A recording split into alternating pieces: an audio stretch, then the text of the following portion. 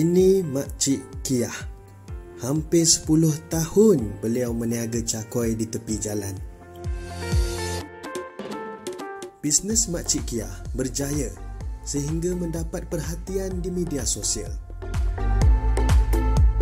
Pada suatu hari, sedang Makcik Kiah melayan pelanggan, beliau menerima kedatangan daripada pegawai Lembaga Hasil Dalam Negeri LHDN. Pegawai tersebut membuat semakan dan mendapati Makcik Kiah tidak declare pendapatan di LHDN yang menyebabkan beliau didenda. Makcik Kiah terkejut dan pelik kerana merasakan beliau sudah membayar zakat. Jadi tak perlu lagi lah nak bayar cukai. Selepas daripada kejadian itu, Makcik Kiah merasakan diri beliau sangat jahil dalam ilmu percukaian ini. Makcik Kiah mencari solusi di internet dan beliau terjumpa satu program yang dinamakan Urus Cukai.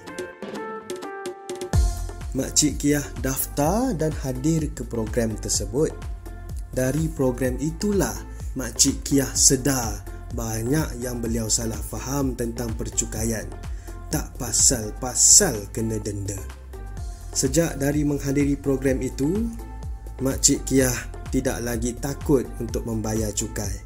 Makcik Kiah dah ada bimbingan dan juga pencerahan yang jelas daripada program Urus Cukai. Jadi, sekarang beliau akan declare awal-awal di LHDN. Segalanya Makcik Kiah akan ikut undang-undang. Nothing to hide, nothing to lose.